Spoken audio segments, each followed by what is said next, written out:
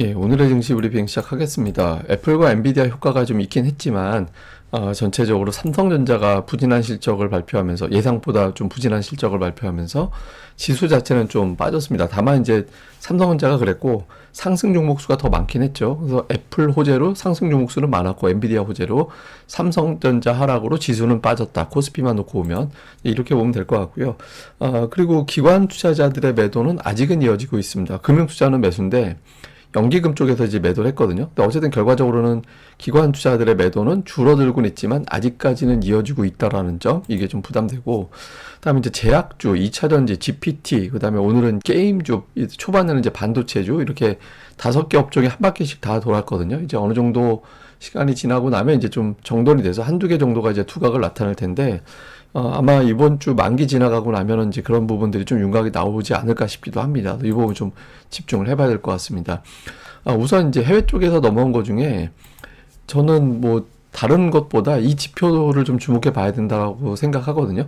그러니까 뉴욕 연은 기대 인플레이션이 3.0, 그러니까 전달이 3.4였는데 이제 대폭 빠진 데다가 주목해 볼 만한 거는 에너지에 대한 전망은 바뀌지 않았는데 임대료라든가 이런 것들에 대한 어떤 전망이 낮아졌거든요. 보통 물가 잡힐 때 에너지 때문에 잡힌다고 생각을 하잖아요. 근데 에너지가 아니라 이제는 임대료가 내려가고 있다 이렇게 느낀다라는 거고, 연령층도 고르게 되게 다 비슷해요. 그러니까 특정한 연령층에서 뭐 인플레이션 전망을 다르게 한 게 아니라 대부분 다 비슷하게 하고 있거든요. 그래서 한편으로 보면 미국의 인플레이션이 어느 정도 완화되고 있는 거는 사실이구나, 이런 것들을 좀 보여주는 대목이죠. 이거 상당히 좋은 데이터였는데 뭐 시장에서는 그렇게 크게 알려지진 않았고, 다음에 이제 미국에서는 제가 애플의 주가가 200일선이 되게 중요하다라고 말씀을 드렸었는데, 이 애플이 200일선 거의 근처 다 갔다가 거기서 튕겨서 올라왔거든요. 되게 다행스러운 대목이죠. 물론 이게 완전히 뭐 바닥 나왔다라고 보기는 어렵지만 아직은 어쨌든 중요한 자리에서 애플이 반응을 했다라는 점과, 엔비디아가 생각지도 않고 있다가 갑자기 신고가 경신을 해버렸잖아요. 예, 그러니까 뭐 가정용 AI 칩을 3종 세트 발표한다, 뭐 중국에 2분기부터 중국용 제품 공급한다, 이렇게 되면서 이제 뭐 긍정적인 뉴스들을 쏟아냈죠. 그래서 이게 미증시가 올라가고 막 하다 보니까 투자자들이 일단은 그럼 우리 증시도 그동안에 좀 눌린 것도 있고 하니 좀 반등해도 되겠다, 이렇게 이제 반응을 하는 모습이 나왔죠. 근데 반면에 삼성전자가 여기에 이제 재를 좀 뿌렸습니다. 매출이 67조 원, 예상이 70조 원이었는데 예상보다 덜 나왔고, 영업이익 같은 경우는 내심 최근에 업데이트된 것 중에 4조 원 넘어갈 것이다라고 보는 분석도 적지 않았거든요. 근데 2조 8천억이 나왔어요. 그래서 연간으로 보면은 어쨌든 실적 바닥은 쳤다. 저도 개인적으로는 뭐 실적 바닥이냐 어닝 쇼크냐 둘 중에 하나 골라봐라, 그러면 이제 일단 실적 바닥 쪽에 무게를 두고 있는데, 타이밍이 안 좋았죠. 예, 이제 만기가 들어가 있는 주간이고, 그리고 최근 들어서 기관 투자들의 매도가 또 계속 나오고 있는 그런 상황이라 삼성전자가 올해 첫날 빼놓고 계속 하락하고 있거든요. 그리고 그 기관 투자들의 매도가 그때부터 이어지고 있고, 그러니까 수급과 타이밍이 별로 안 좋은 시점에 또 부진한 실적이 더해지다 보니까 이제 낙폭이 좀 컸던 것 같습니다. 그리고 이제 LG에너지 솔루션도 4분기만 놓고 보면은 예상치 하회하는 그런 결과를 냈잖아요. 그래서 시가총액 132 종목이 이렇게 좀 부진한 실적이 나오면서 선물 시장에도 일부 좀 영향을 준 것 같고, 그게 이제 대형주를 누르면서 지수 자체는 좀 떨어지게 유발을 하는 그런 모습을 보였습니다. 다만 이제 앞서 말씀드린 대로 빅테크들이 오랜만에 살아나면서 미증시가 워낙 강하게 올라서 상승 종목 수가 조금 더 많았던 것 같습니다. 그래서 삼성전자는 어쨌든 오늘 21선 깰 정도로 굉장히 큰 음봉이 나왔고요. 거의 8만 전자 언저리 갔다가 지금 7만 5천 원까지 빠졌습니다. 반면에 하이닉스는 오늘 21선에서는 버텨냈거든요. 그러니까 이게 이제 어떤 차이냐면, 반도체 업황에 대한 의심을 아직은 갖고 있지는 않다라는 거예요. 반도체 업황에 대한 의심보다는 지금 수급 상황이 별로 안 좋다라는 점. 예, 그러니까 수급 상황에 대한 어떤 우려, 이런 것들이 좀 더 영향을 준 게 아닌가. 특히 이번 주에 이제 만기가 껴있다 보니까 이런 것도 있고, 하이닉스는 오늘 또 뭐 사장이 3년 뒤에 시가총액 200조 간다고, 지금 시가총액 100조거든요. 3년 뒤에 2배 정도 올라갈 것이다 라고 이제 전망을 제시한 거잖아요. 목표를 제시한 거죠, 목표를. 예, 이런 것도 있고 해가지고 삼성전자는 그냥 수급 때문에 빠졌고, 하이닉스는 저런 것들이 포함돼서 방어를 했다, 이렇게 보면 되겠습니다. 근데 오늘 삼성전자 한 종목이 13포인트 뺐거든요. 예, 그래서 결과적으로 보면 삼성전자 아니었으면 오늘은 지수는 좀 올라간 걸로 봐야 돼요. 한 10포인트 정도? 예, 플러스 났다라고 봐야 될 것 같고요. 근데 제가 더 주목하는 건 뭐냐면, 시가총액 순위입니다. 지금 제가 하이닉스가 시가총액 2위 될 가능성이 높다라는 점을 작년도 말에 계속 말씀드렸잖아요. 결과적으로 2위가 됐죠. 근데 구도가 반도체 대 지금 2차 전지잖아요. 근데 요 아랫단에서 보면 5, 6, 7위가 또 구도가 어떻게 되냐면 시가총액이 비슷한데 자동차와 포스코홀딩스도 이제 2차 전지 가지고 올라갔던 측면이 좀 있으니까 적어도 2차 전지로 봐야 되거든요.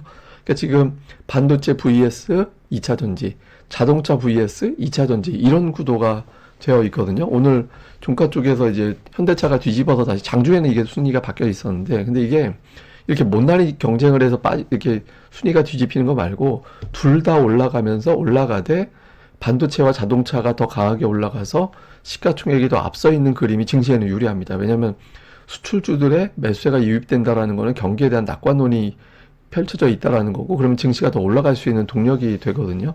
그러니까 이 구도가 어떤 쪽에 힘이 실리느냐도 계속해서 주목을 해봐야 됩니다. 만약에 이제 2차 전지 쪽에 더 이제 시가총액이 높아지는 흐름이 나온다라면 이제 그때는 경기에 대한 확신이 조금 약해졌다라고 봐야 되기 때문에 증시 자체에 대한 반등도 추세라기보다는 그냥 변동성 이렇게 해석될 수 있거든요. 그래서 요 구도도 한번 집중적으로 볼 필요가 있는 것 같습니다. 수급에서는 지금 외국인들 때문에 문제되는 건 아니라고 말씀드렸죠.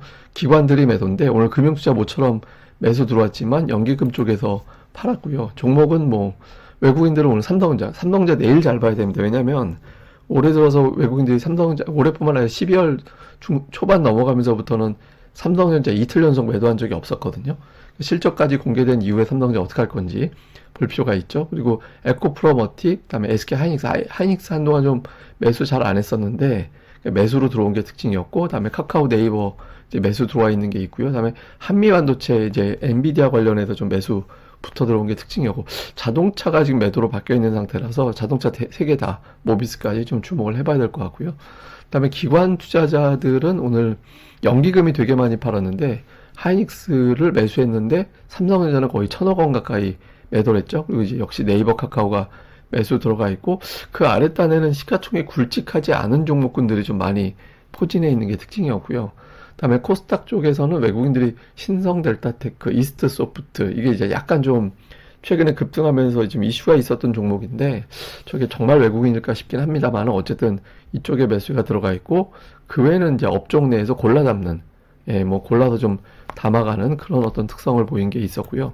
기관 투자자들 같은 경우는 에코프로비엠을 갈랐고 이제 매도 쪽에는 이제 조금 이제 종목들이 어저께 그제 이렇게 매수로 붙어 있던 종목군들이 좀 매도로 바뀌어 있는 경우가 많았고 그러니까 매수 쪽에는 위에 뭐 아프리카 TV, SM 이런 것도 있습니다만은 이거 보이지 않는 아랫단 순위까지 보면 반도체가 종목수로는 좀 많았습니다. 그래서 최근에 이제 반도체를 선별적으로 좀 담는 그런 움직임도 특징이었던 것 같습니다. 자, 요약을 하면 연초 하락을 좀 만회한 미국 시장. 그러니까 이제 빅테크가 오늘 한 방에 막 급등을 하면서 연초에 하락했던 거를 거의 대부분 복원시켜 놓고 끝났거든요. 여기서 빅테크, 특히 제가 이제 어제도 애플, 엔비디아 둘 중에 하나만이라도 좀 살아나줘야 시장이 안도할 수 있다라고 말씀드렸잖아요. 오늘 두 종목이 크게 올라가면서 이제 지수를 끌어올려줬는데 이대로 이제 반전이 좀 이어지는 그림이 나와줘야 이제 투자자들이 좀 안도감을 갖게 되죠. 왜냐면 이제 이게 시장은 약점 있는 걸 되게 싫어해요. 그러니까 예를 들어서 우리 증시 같은 경우 오늘 하이닉스가 올랐다 하더라도 삼성전자가 빠지면 삼성전자가 증시 약점인가? 이렇게 되면은 좀 단기적으로 자꾸 보려고 그러지 추세로 안 보게 되거든요. 그래서 그런 구도가 되는지 그다음에 삼성전자가 지금 75,000원 전후까지 밀려버렸습니다만은 이제 8만 전자로 다시 갈 거냐 여기로 밀릴 거냐 이거는 사실 만기 다음에 확인을 해봐야 되는 대목이긴 한데 이번 주는 어쩔 수 없이 만기 영향에 좀 선물옵션 쪽에도 같이 좀 시달리는 게 좀 있을 것 같기도 합니다. 최근에 뭐 어제 누가 그래도 유튜브 댓글에도 올려주셨던데 개인들이 좀 상방 쪽 베팅이 좀 쌓여 있다 뭐 그런 의견들 주신 것도 있잖아요. 그러니까 실제로 좀 그것도 지수 상승을 좀 막는 이유 중에 하나라고도 볼 수 있거든요. 그래서 그러니까 이런 부분들에 대해서 좀 삼성전자가 버텨내되 가급적이면 21선에서 멀어지지 않고 좀 근처에 붙여져 있는 것도 좀 필요하죠. 그 다음에 뭐 게임주, 화장품, 비전 프로 관련주, 일부 반도체주 중에 일부 뭐 이런 거죠. 그 외에 뭐 오늘 상승 종목이 2대1 비율로 많았던 날이라서 상승했던 업종은 상대적으로 좀 많았던 날인 것 같습니다. 그 다음에 제가 오늘 도표를 보여드리면 이거는 뭐 보여드린 거죠. 그러니까 미국 대통령이 임기 중에 2년 차에 이제 지수가 하락했을 때 2년 차에 증시가 하락했던 대통령들은 3, 4년 차에는 100% 지수가 올라갔다. 그래서 작년도 바이든 대통령 걸 보면 어쨌든 작년에 지수가 올라가서 이 평균치하고 절묘하게도 맞췄거든요. 바이든 대통령이. 근데 그러면 이 통계대로면 올해 미증시는 무조건 올라야 돼요. 그래서 뭐 이런 거 통계 보면 괜찮으려나 싶은데 우리나라 통계를 보면 우리나라 국회의원 선거하고 미국의 대선하고 같은 해에 있잖아요. 대략적으로 한 6개월 가까이 정도 시차 두고 이제 열리게 되죠. 두 개가. 근데 보시면 미국은 상대적으로 올라가는 비율이 높은데 코스피 같은 경우는 뭐 압도적으로 올라갔다 이렇게 표현하기는 좀 애매하죠. 근데 코스닥 같은 경우는 내려간 날이 더 많았어요. 내려가던 애가. 그게 이제 하필이면 IT 버블 때, 다음에 2008년 금융위기 때, 뭐 이런 거, 그다음에 뭐 코로나 때는 올라간 쪽이긴 했습니다만 어쨌든 그런 시기하고 이제 겹친 영향도 좀 있거든요. 그래서 어쨌든 그 선거해에 코스닥은 좀 요동을 쳤다. 근데 이제 2008년도 때까지가 좀 변화가 유난했고, 뭐 IT 버블 이런 저 리먼 사태 이런 것들이 있었으니까 그 이유는 뭐 그렇게까지 크게 빠지지는 않았는데 어쨌든 코스닥은 좀 종목별로 좀 차이가 많이 나는 해가 될 가능성이 높다. 뭐 이렇게 우리가 해석하는 게 좋을 것 같고 반면에 이제 코스피는 지수는 그렇게 나쁘진 않았고 최근에 세 번은 선거 때 다 올랐거든요. 그래서 코스피는 아무래도 조금 이제 대형주가 선수 바꿔가며 움직일 가능성이 있고 코스닥은 종목별 차이가 좀 크게 날 확률이 높다. 뭐 이렇게 이제 해석하는 게 조금 더 합리적인 것 같습니다.